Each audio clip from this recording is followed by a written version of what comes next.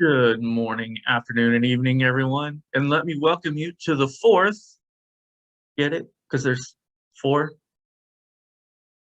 fourth episode of The First is the Worst, the only program dedicated to helping you perfect the opening pages of your unpublished baby. My name is J.E. Kierlock, and I am currently querying my debut novel, a YA urban fantasy called Copper Breadcrumbs, in hopes of snagging an agent and landing a book deal. And just to prove I'm putting my money where my mouth is, I'm linking below the very first chapter of Copper Breadcrumbs and the first chapter of my adult, as in very adult, LGBT thriller Ice and Glass. After all, if you can allow me to tear apart your opening chapter, I can allow you to do the same to mine.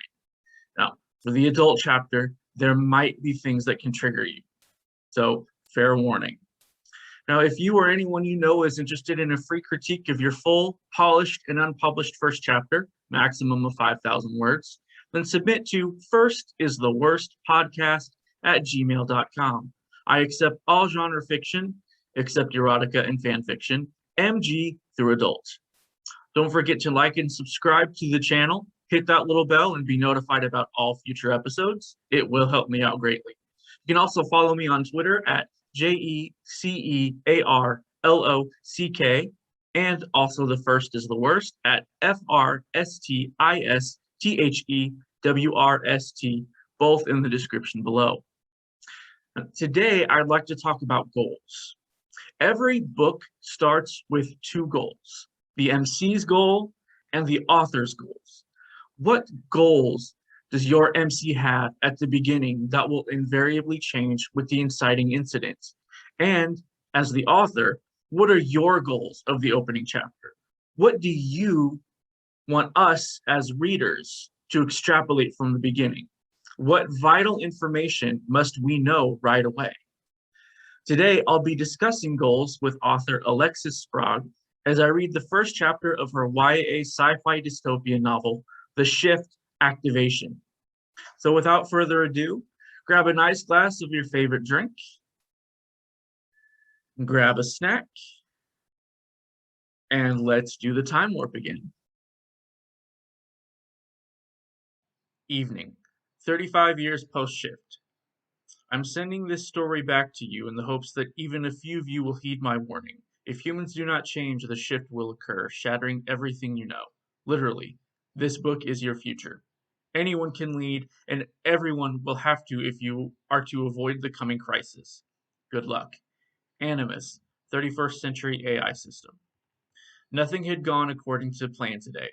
They executed her brother in her place, and she had this damned metal contraption embedded in her forehead, and now she was fleeing the law. Wonderful. What was this thing? A fresh stream of blood leaked down from her left temple. She gripped the Fran's neck with her right hand and reached for the adaptation that had now planted itself into her skull with her left. She recoiled, biting her tongue to keep from screaming as pain shot through her forehead when her fingers grazed the scorching metal, shaking her left hand, trying to cool the skin that stung with the bite of the overheated metal. Was it overheating? One of her custom-built holographic laptops had overheated once, rendering the thing unsalvageable. It took her months to rebuild. What happened if her adaptation overheated? Would her brain melt? Oh no. What would she do? Keep calm. Breathe. The morning was still a blur of pain, her brother's death, jeering crowds, and running. So much running and writing. Her throat burned, and she twined her fingers through the Fran's thick gray hair as she thundered through the lush green forest. The creature lurched, taking massive strides, causing her body to rock back and forth in a damned constant motion. Without warning, the Fran tripped and Gemna flew. The next moment she was on the moss and leaf-covered forest floor, trees towering all around her. Critical bodily injury detected. Shall I release the nano repair kit? A robotic voice echoed through her mind. What? Gemna wailed, tracing her hands through her body until a flash of pain coursed through her as she touched her left shin. She tried to breathe, but all that came was sobs and retching. Miles wouldn't be the only one to die today. She had doomed them with her lack of balance. All the running for nothing. Animus repeated itself. Critical bodily injury detected. Shall I release the nano repair kit? Yes, Gemna replied between gasps for air. She forced a breath and then another. Her list. Yes, her list would save her. Sunshine leaking through the canopy. Mother, father, brother, home, herb soup, custom-built holotops. Her breath slowed as she repeated the list over and over. Too many things had gone wrong. Gemna was doubting anything would ever go right again. Nano repair kit deployed. Please straighten your left leg. The break will heal better if your leg is straight. Gemna's eyes darted through her surroundings, trying to find a way to pull herself up, but the branches were too high to reach. What can I do? I am so sorry. This unfamiliar voice rang through her head, but didn't originate there. The Fron walked closer, its deep brown eyes staring with deep concern. I tripped. Humans are so brittle. Will you be okay? Gemna gripped her teeth and bent her right leg, so her heel touched her thigh. Help me up. I need to straighten my leg. They would catch her now. All those moments of running as fast as the Fron could carry them had only brought them an hour of lead. Max. Gemna, under her breath, loosed a string of curses that would have made any underworld hacker blush. More at the annoyance of slowing their escape than at the broken bone. She had broken her bones many times, though she never thought she would be glad for the practice. Her clumsiness before the activation would have gotten them caught for sure. Thank elders for the nano repair kits. Even with the repair kit, they might still get caught. The Fron lowered its impressive rack of horns, careful not to cut her with the thick rusted blades riveted to them. She reached up, gripping the base as the beast lifted her to her foot. Gemna screamed as her left leg straightened, then buried her face in the Fron's thick, curled coat to muffle the sound. You have reached the correct position, beginning the bone repair. Her head spun and a crack sounded as her bone was dragged by the bots that would have lived within her blood filtration adaptation if the damn prison hadn't disabled her nanomites. She would need a fresh filter, and her father would have to hack his way into its controls to see if he could re-enable them when she reached home. The list. Her list. She mouthed the words to herself as she chanted them in her mind. She had to focus on things that made her smile. Or at least used to make her smile. It was the only way she knew to keep the pain and panic at bay. Damn it! She could hear the echo of hoverbikes through the forest. The Fron pulled its head up further, letting her body hang for a few moments as the last of her shins straightened out beneath her skin. It was always the creepiest process to watch. These little bots were crawling around inside her body, fixing her bones. She had always wondered if she could hack someone's adaptations, but was never brave enough to find out. What had people done before nano repair? Gemna wondered as she let tears continue to flow down her cheeks. They had hospitals. The Fron's voice echoed through her mind. Haven't you learned any history? Gemna could have sworn the Fron rolled its eyes at her. Animus carefully classified our history. How do you know any of it? Regardless, we don't have time for my clumsiness or your damn history lesson, she whispered, her throat still raw from the months spent on rationed water. Repair complete. Please wait 10 minutes before putting full weight on your left leg again. Thanks, Animus, Gemna replied, as a faint grin tugged at the corners of her mouth, and the Fron set her down on a fallen log nearby. All that running for no damn reason. 10 minutes. The Fron snorted and pawed at the mud, frustrated. The fall forced them to waste hard-won lead over the hover bikes hunting them down. Not much choice. I'm the last one who wants to return to prison, but the fixes have to set. Otherwise, I might never walk again. Go keep a lookout or something else that's useful if all you're planning to do is complain. The Fron turned from her and started walking a small perimeter around her log, snorting and grunting to itself. Her mother once offered to give her Fron riding lessons. She had told her mother to go away. There was no reasonable situation she would ever need to know how to ride. It was like handwriting. Dead art that no one needed anymore. She was paying for assumptions now. Gemna sighed. The Fron snorted, dragging its antlers along a thick tree trunk. Frons are such strange creatures, she thought, as she started a slow attempt to wiggle the toes of her left foot. They responded to her command to move, though every movement sent tiny shots of fire up the top of her foot, her calf. By the elders, this would be a rough ride home. The Frons often featured in her nightmares, blades shining as they chased her through the forest near her home. Frons couldn't only be for farming work. You aren't wrong. I have seen battle before and will probably see it again before I meet my end. The Fron's voice was not comforting. She changed her track of thought, analyzing the Fron itself, strengths, weaknesses, anything to distract from her pain in her shin. The Frons are a genetic mixture of pre-shift animals created by Dexton himself for the Resource Wars. Gemna's memory served up images that flew across her vision. The area shown on the Fron from before her with blue light, a white outline as the distinct body parts got tagged with where the trait had come from, Which ancestral gene pool? The combination of bulky square features of a buffalo, antlers, and tail of a moose, the speed and endurance of a horse, and the flexibility of a deer. As the pain from wiggling her toes died down, the fixes started to solidify. Her head spun. We have to go. Has it been 10 minutes? The Fran's voice whined through her mind. A faint whir sounded, as if through a filter. The sound wasn't clear, not her own hearing. The Fran's hearing, perhaps. How could she hear what it was hearing? The Fran had dug a little rut along the track as it had been patrolling around her log. The Fran approached her with the caution an adult would use when approaching a frightened child.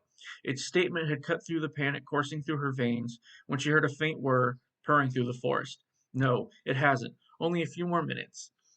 Time always was slow to a crawl when she was in pain. This Fran had larger than usual scythes bolted to its antlers, showing off its relation to pre-shift mooses. Meese? Gemna didn't know. Rough scrapes covered the slightly rusted surface of the blades. Had the beast been sharpening its only weapon? Had it prepared for the pits? Had it killed other death row prisoners? She shook her head and scrunched her nose, trying to focus on the Fran, not on her own conspiracy theories. The blades might have been similar to what she had seen before, but that's where the similarities ended. This Fran was taller than the ones in the farming fields by at least a single foot at the shoulder, and had a deep brown coat darker than the burnt orange Frans she had seen before.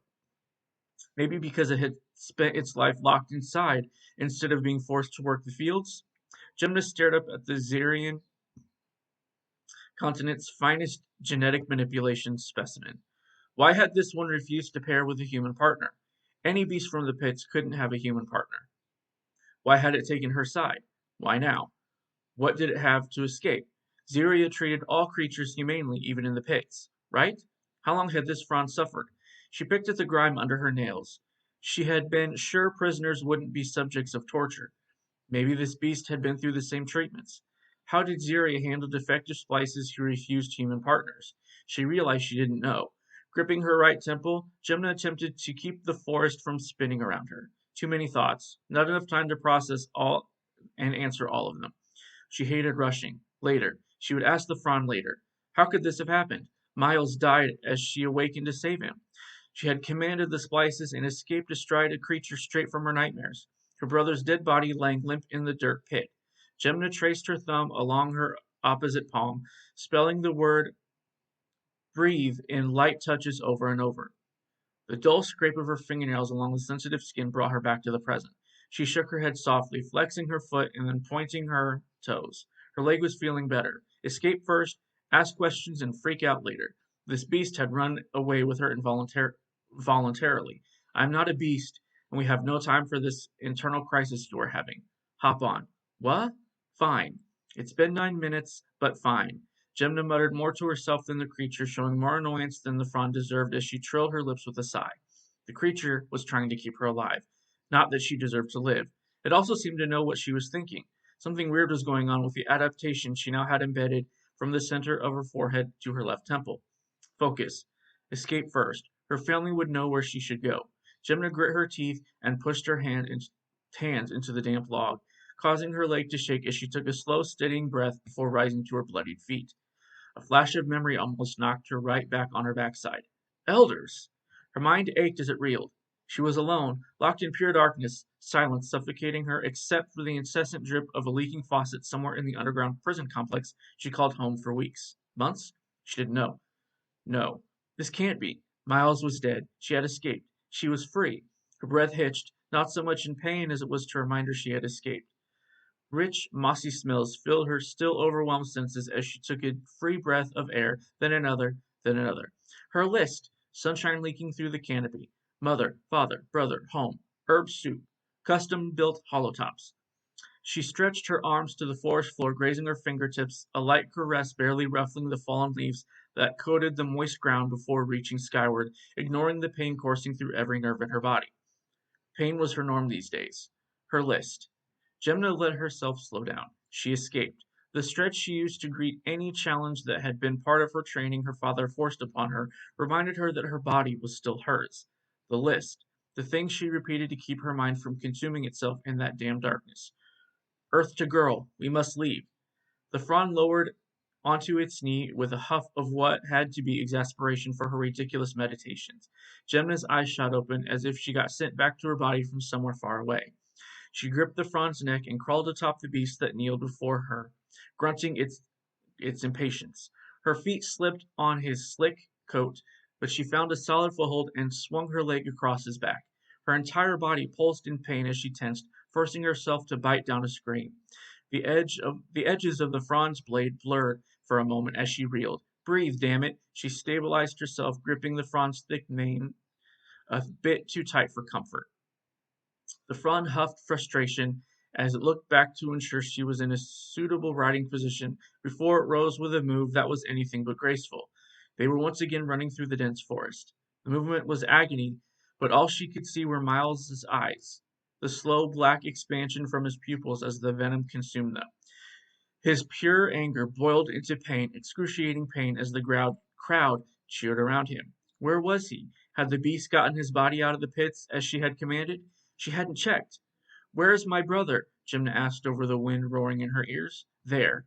The frond gestured with its head, almost hitting her face with its large antlers, indicating an enormous light blue acris weaving with expert precision between the massive tree trunks, carrying a small boy wrapped in leaves that hung limp in the acre's glinting talons.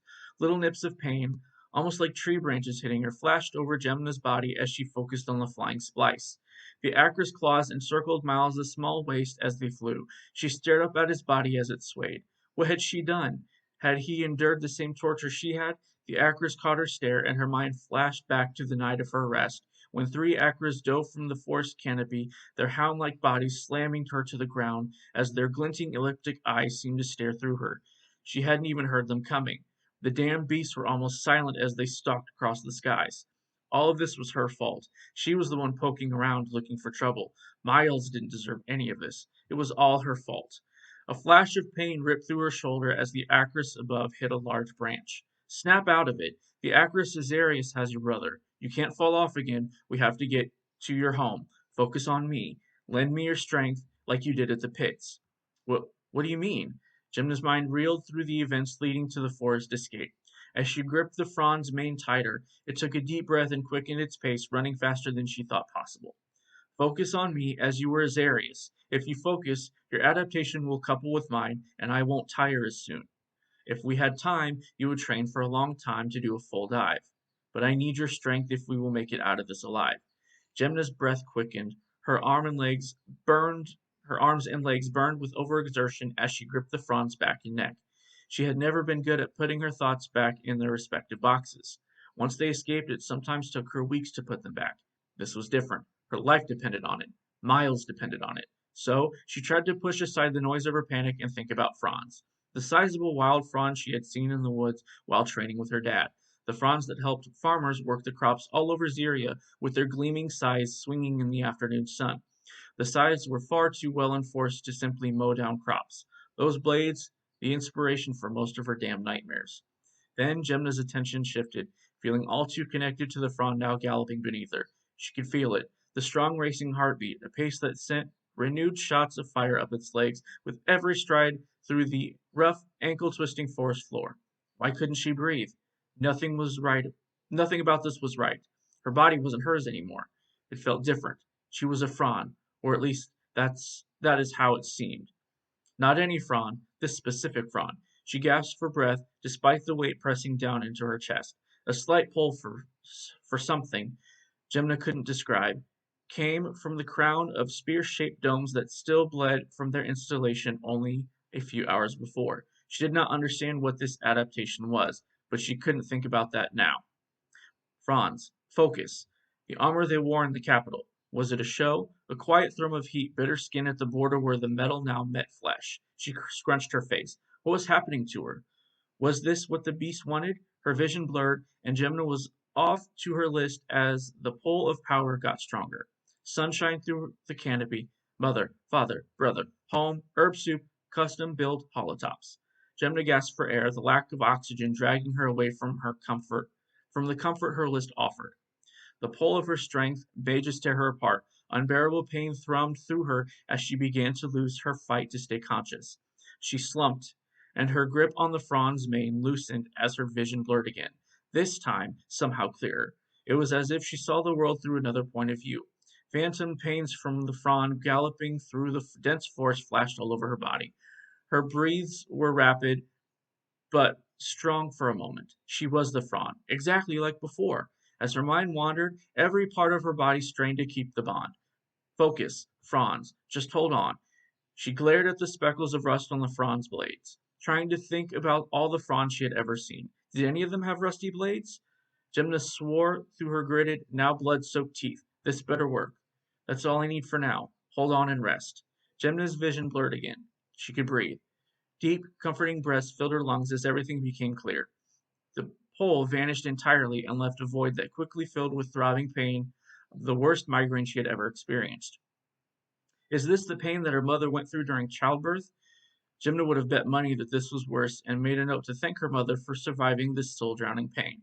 That was if she ever saw her again. She had done it. A deep dive? Whatever that was, whatever this beast had needed to get them to safety, she had helped. Maybe she wasn't worth it. The acris above them shrieked in warning, and the Franz quickened its pace. The sound of motorbikes reverberated through the trees. Miles's dead body still hung like a sack of rocks in the acris talons. She was worthless. She deserved capture, dragged back to the damp, suffocating blackness of her tortuous cell. I have others loyal to me running interference. For now it's working. Your home is close. If it keeps working, I can buy you the night to rest and gather supplies. We must leave at dawn. What about the stabilization center? What? The centers that keep the freaking country floating far enough from the core? Gemna mumbled. She didn't have the energy to point out the beast's ignorance. The Fran's pace slowed as it grunted, pawing at the forest floor. If Gemna didn't know any better, she could have sworn it was waiting for something. Creatures of every type rushed past her. Sequential pairing chips echoed around her as they all raced forward towards the center that marked their doom without question. 40 green lights sparked to life on her adaptation. Her mind and body shattered into pieces. Too many splits, but she knew they would get her home. At least she thought that was her who believed that. She had the numbers for now. For the first time in months, Gemna smiled.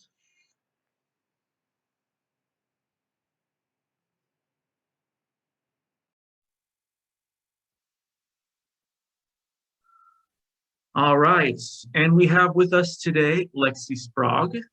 Lexi, why don't you go ahead and talk a little about yourself and your writing?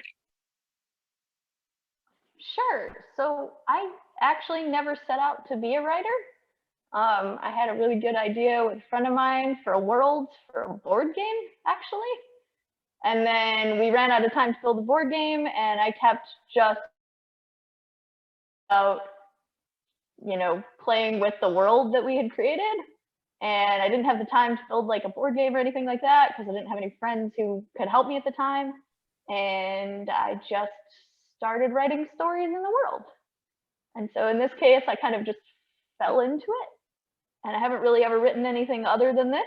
And adventure, right? I've been working on it for, goodness, 5 years, 6 years, something like that. And it's gone through a lot of revisions, a lot of rewrites, and it's better than it was, but it's not perfect by any means. And so I just keep working on it.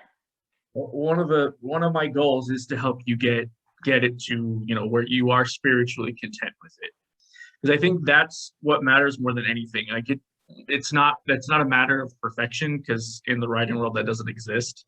But there is, that spiritual contentment that where you feel really good with it on the inside. So are you ready? Sure. Ready as I'll ever be. All right. So the theme of this episode is goals. So the author has a goal, and the main character should have a goal. Even in the first chapter, there's something that they want to do. What they want to do ends up being messed up generally by the inciting incident. But one of the things that I noticed with your chapter is that we don't get a sense of goal. And we don't get a sense of goal because there are so many things that are mentioned and brought up that it's really hard to follow. one second she's fleeing, and then the next she's like, oh, well, we've escaped, even though there's no indication that they've escaped. And then she's like, well, we have to go find my brother, even though she just, did she watch her brother die? Did she watch the execution? So the way that it's set up, as a reader, when I was going through, I had to reread certain sections multiple times just to make sure that I was getting it. And it still was just not hitting. It wasn't doing what you as the author hope it does, at least for me.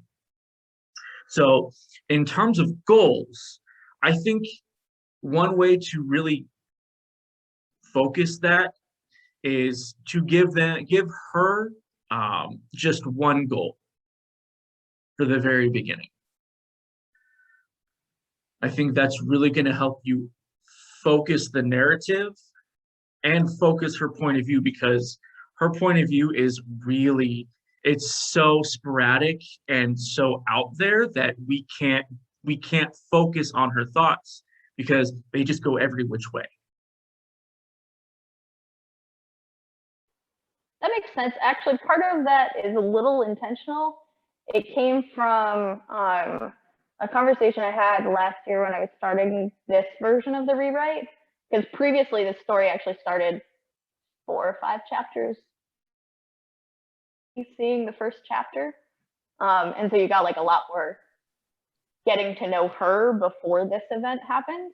Mm-hmm. And one of the suggestions was to just kind of have the reader in her head through the panicking and the kind of crazy, sporadic, all over the placeness that she is right now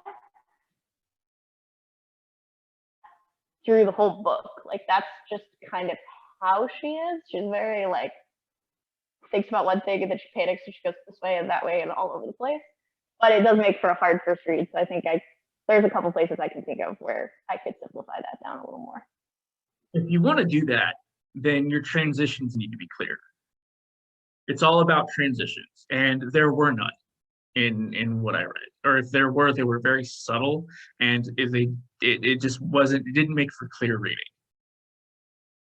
So I'm not saying don't do that. I'm saying focus on, if you really want to do that, make it so that the intent is clear as the narrator and as the character. You know, she going from this and that and this and that. It's, as a reader, that's exhausting.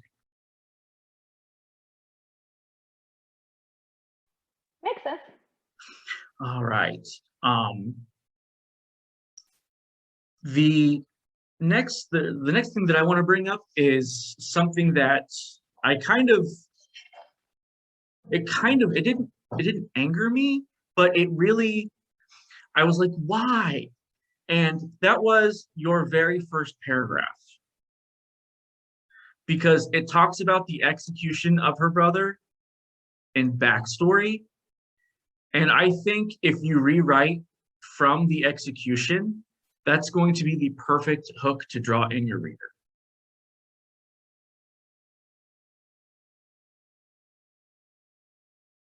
Because that is a very devastating moment for your main character. What's her name? Gemna? Yep. So if you show her brother's execution, one, you've gotten a hook right there in the very beginning. Two, you're not wasting those lines. The first lines of your novel are the most important. And when I went to Storymakers convention online last year, several authors said the exact same thing. The first 3 lines are your most important. And here, you're wasting them because it's backstory. So if you talk about, say, how they have him tied up and they prepare him for death, you know, we're immediately taken in, and we're still seeing things from Gemna's point of view. And then from there, her goal can be to flee. Because because what we have going on here is her fleeing in the forest. She's in a forest, and there's talk about these motorcycles that they have that we never encounter. We don't even hear them in the text. And then out of nowhere, she's just like, oh, suddenly we're safe. And it leads back to those transitions. Like, what made her determine that they were safe? Because I did not get that when I was reading. It was just sudden, oh, we're safe here, even though not 30 seconds before there was no safety. Makes sense. Play with it. So I think the execution is really going to help us sympathize with Gemna in a way that we're not able to now, because there's nothing to ground us with her. But the second that we see that she is watching her own brother being executed, oh, you poor girl, listen, I'm going to do everything I can to stay with you. No, that's the kind of attitude that you want from a reader. And this is YA, correct? Yeah. This is YA? Yeah. Okay. Then yeah. So immediately we're touching on the emotional. And I think that's really gonna hit with a teenage audience that maybe wouldn't hit as much as with an adult audience. So that right there, maybe just try and rewrite and see what you can do with the execution scene. Because when he shows up at the end, he's not dead. Or at least we don't get the sense that he's dead, because he's still moving about and stuff in that creature's arms. With the Akra's talons. There's still a little bit of shifting in the talon. But yeah, okay. I actually have that scene already written, and it actually is something I use later on in the story as like a flashback, but certainly could be an opening chapter as an option. I think it would definitely serve more as the opening. And flashbacks are really, they're not bad by any means, but they're delicate. It takes a special hand to be able to pull those off well. So with that, where we were talking about, you have the Fron and the Akras. You're not world building, you're world slamming. What I mean by that is we're introduced to things in a manner as though we should already know what they are. And that really pulled me out, because it takes 4 pages for you to describe what the Fron is. And even then I'm like, I still don't fully understand quite what it is. It's a genetic mutation, I understand that, but then later on, you talk about how the antlers have blades, and in my head I have Pokemon, like how Scyther is like an insect, but he's got the blades on his things. So that's where my mind went.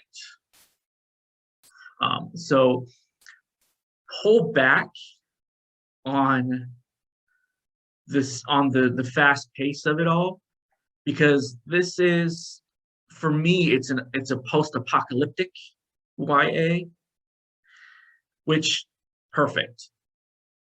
But we have to be able to see the world, and the way that you're introducing it is like we've been 30 pages in, 50 pages in.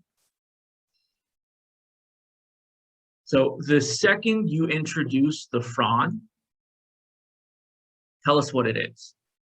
The second you introduce the Akra, tell us what it is. You also have other names like the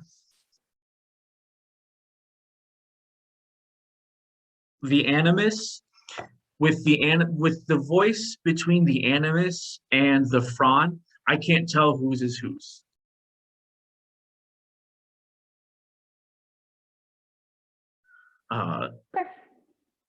Because they're not separated enough. There's not enough transition between them.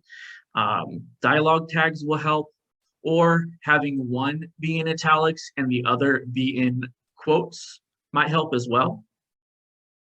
Because at the beginning, Yeah. I didn't even know the Fron could talk. Yeah, they can't. They're telepathic. So that's Right. the whole thing. Is like through many different versions of this, everyone has a different opinion of how that should be done. At this point, I've gotten to the point where I'm mostly focused on the story, and I'll let whoever is kind of final the story at the end when I'm kind of at a place where I either want to self-publish or go through trad or whatever. I haven't quite decided.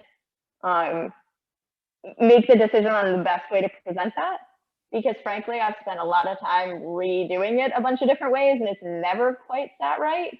And so italics is something that's easy for me to track and very quickly update the formatting of at any point in time if I feel like it.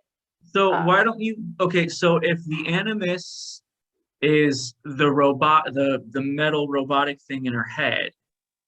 Oh, it's actually the global AI. So like the opening paragraph at the very, very top, that little like very... Yeah, the little blurb thing. I've both kept and removed a bunch of different times. Some people love it, some people hate it, some people don't even read it. But I think it's helpful for those who do read it, because it does actually introduce the narrator of the book, which is animus themselves. So it is actually a planetary AI system that runs the entire planet. Everybody has access. So why don't you have the animus in that telepathic manner? Okay, so why don't you have the animus act as translator? That way there's... Because in this specific instance, she has a specific power that doesn't require animus to be translator, right? So in the rest of the world, that is exactly what happened. Her genetic predisposition, puts her in a place where she is actually capable of handling more strain and connection to the nanomites than everybody else. And so that manifests in different types of powers across the world. And you can't have that manifest just a little bit later, so we can kind of get grounded in the world before that happens? I've tried. So this book has started in 3 different places. This is the one that is certainly more action-packed, and it's definitely faster paced than the rest of the options. It started both at the execution and the prison before the execution stuff felt too Hunger Games to me. The more I read it, it just felt very like we're prepping for this big event that like leads up to this giant pit that everybody gets into, and it just felt too similar to that. And it I think that's okay. But you got to get to know more of her, right? It just depends on like how is best to introduce it, because it's a lot of world building, like just a lot. And so the more I kind of back off from the action, the more I get into this like describing the world and what the history is. And that's where I like to be as a writer, but then it's a very slow story. And for readers, I've gotten a lot of feedback where people are just like, I don't want this information right now. I want it later when it makes sense and is relevant to the character. And it's not just like description because I need the information. Right. Finding of the balance between keeping the pace fast enough that people are still interested and continue to want to read, while kind of building the world building in a sense where the character is discovering alongside the reader instead of forcing it all upon the reader's like prologue or something. Because there was an introduction to this book that was like, here's all the backstory you need that makes this make sense. And I've argued a bunch with myself and others about whether or not it makes sense to keep that, because again, it's a little bit like that prologue paragraph where like the people love it and they read it and it's helpful to them, or they ignore it, or they find it painful. Is the one you want to avoid. Like, I don't know. It's certainly something I want to continue to play with, is kind of where to start the book and how to best get people to both love Gemna, but also understand the world she lives in, because she doesn't fully understand it either, right? You're going from somebody who has lived their whole life in essentially a town, politics, which is never something she thought herself a part of. Okay. Right? And so she's going to discover a lot of the structure of the world as the reader does, which it's been the most successful so far in kind of helping people without feeling like it's info dumping, because I can get into this very like info dumping. Yeah. I'll write a very long description about something I think is very interesting, but my readers sometimes are like, oh my goodness, that was a whole page worth of information I didn't need right this second. Yeah. It's a very Stephen King thing to do. Well, as long as you've got that to think about, because you have those, and then you have like the Zevzin something, the what is it,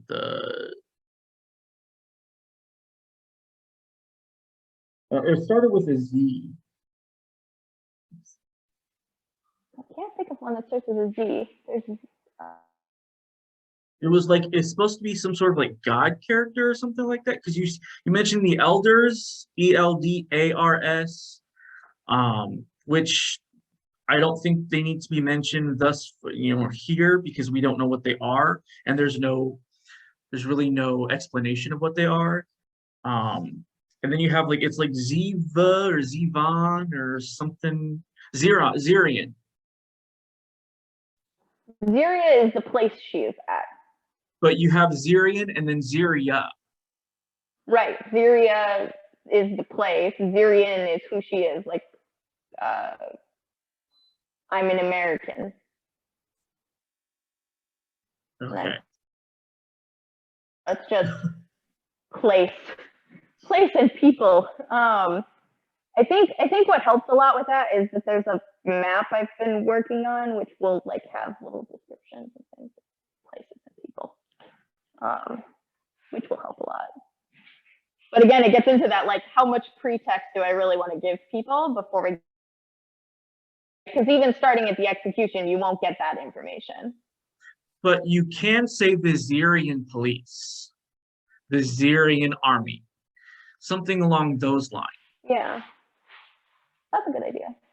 Because he would be a prisoner of Ziria.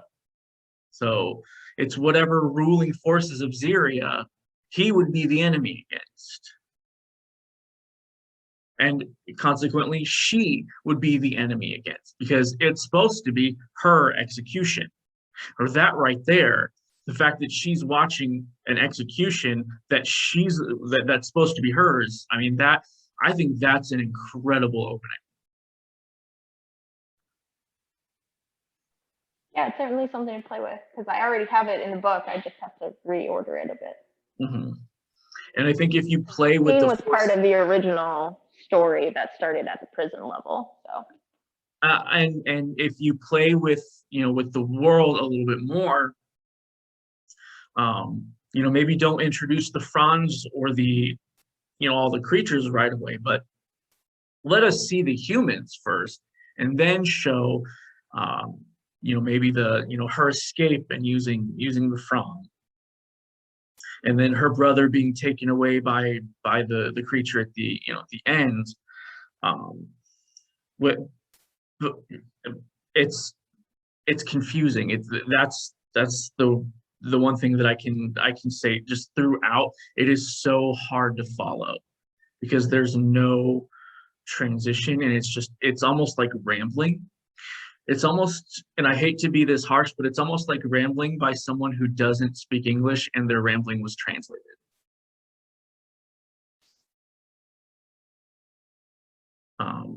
and I know that's not what you want to hear. We all want to hear, yeah, the writing was great, I loved it, but I mean that's not, I'm not here to kiss ass. I'm here to help you improve as a writer. Yeah, it's fine. Call the baby ugly if that's what you want to do. It's all good, I mean, right? I mean, that's hope. I mean, that's why I give everyone, access to my first chapters too, so they can rip it apart. Yeah. Because turnabout's fair play.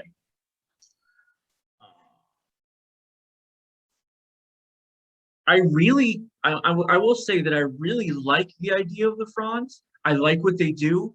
It's just we need more of what they are, especially since you have this main frond who's somehow different than the other fronds, but we don't know what the other fronds are, so that we can differentiate how this one is different. You're telling us how he's different instead of us being able to see how he's different.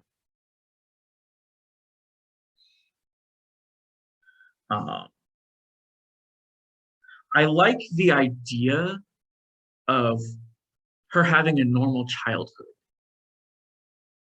I really like that. And I love that she's so unprepared. And I think you can amp that up a little more, with the idea of her refusing writing lessons. I think that was really clever. It was really well done. But you presented it a backstory way. And I offered a suggestion where you can say, instead of saying how her mother offered and kind of giving the backstory on that, you could say that she regretted not accepting that offer. That way it's still her and her, in her temporal emotions now, but we're understanding that she had a normal life before whatever happened. That makes sense. That's helpful. And then with the like I said, with the goals, what was your goal in writing it this way? I think this version was more just trying to achieve the pace that is so often requested.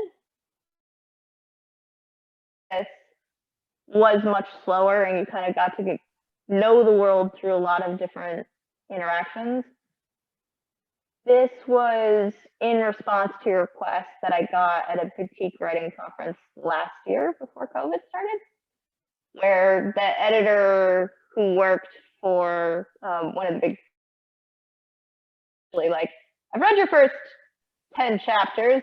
This is where I wanted to start. And I just rolled with it.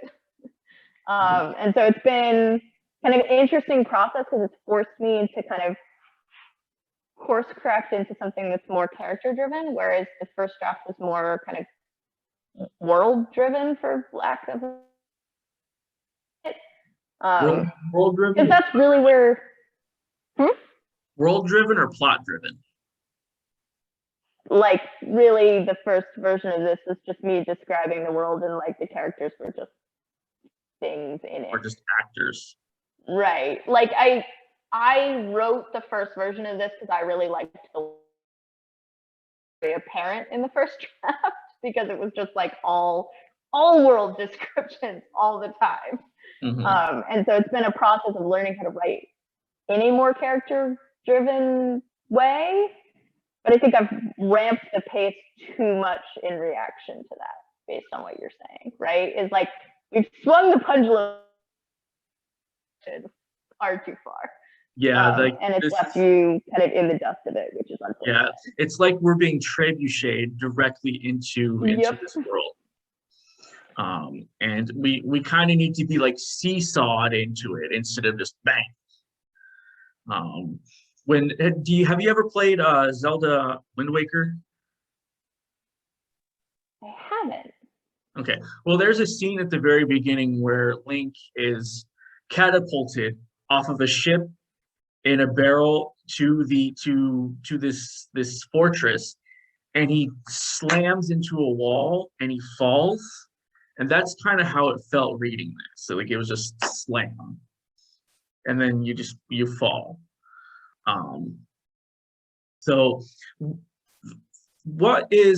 your goal was to kind of just introduce the world and Genma, but what is Genma's goal in this chapter? Her goal in this, right? She doesn't know beyond that. Like her whole idea of like protection and safety is get home because that's the only place that's ever been safe. And then her parents kind of provide the next steps after that. But her goal in this chapter is to get home. Okay. Right? Because she doesn't have the actually go see this other person who's gonna, pardon me and help me out and whatever. She's just like, I don't even know where to go or what to do. I have this thing on my head. I don't know what that's doing. I'm hearing voices. Like, I don't know what's going on. I'm just gonna go home. Which doesn't actually logically make sense if you were stepped away from it, but that's her, like, within the only place that is safe. She spent most of her life there, right? She was homeschooled for most of her childhood. And so her place to go is home. Which is logical. So I think if you pare that down and make that goal more apparent, this could be a good second chapter. Now, if you want to redo the execution as the first chapter, perhaps you could have her goal being to save her brother. And then when she fails, she flees. Yep. I don't know if that was originally your intention, but it's extremely, like, I'm really intrigued by the fact that it's supposed to be her execution. I want to know why. I want to know more. And I think if you open with that kind of arc in the beginning, it's going to tell us a lot more about the world in general, as well as your characters, instead of just this weird chase through the forest that we don't really fully understand, because she's so sporadic and she's so panicked that her thoughts literally don't make sense on the page. It's literally just jumping from one idea to the next, to the next, to the next. Yeah, give it some thought and play with it, right? I mean, I think it's all kind of in the pursuit of finding that right balance between exactly enough action to keep you turning the page with enough information so that you're not just like, what is happening? And writing is such a fine balance. It's so hard to find the perfect voice. With Copper Breadcrumbs, I wrote that first thing 19 years ago. So I'm still going through it. I'm still trying to perfect it. I'm still doing, everything I can, and it's been almost 20 years. So how many books did you have planned in this? Is it 3? I think it's going to be 3. 3. So it's a trilogy. Yeah. I mean, I started in the world building of this and kind of ended up with the characters. And so I think of it a little bit like the Grisha, like lots of different storylines in the same book or in the same world if you wanted to. Mm-hmm. So I think this storyline itself has 3 books, and then there's probably many, many other stories to come out of the notebook from the world building itself. Gotcha. So it's like a Cassandra Clare type thing where she can just, boom, boom, boom. Different, it's the same timeline, different characters. Yep. All right. Well, I'll tell you what. If you go ahead and rewrite the beginning with the execution, I'll give it another read and critique, and I'll have you back on here if you want. Okay. Because what I think about it, I think it's one of those things where right now I'm a little bit in the editing of the current version, so I think I want to get that done and then come back and kind of look at another holistic rewrite.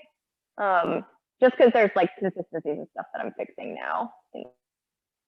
Okay. change if the first chapter is changed. So I want to keep that brain on while I still haven't focused on editing, and then come back and start fresh. I understand that. I understand. Well, it's an open invitation. So if you feel that you've gotten something that's that you think will work, send it back to me, and we'll see what we can get from it. Do you have any other questions for me about your first chapter?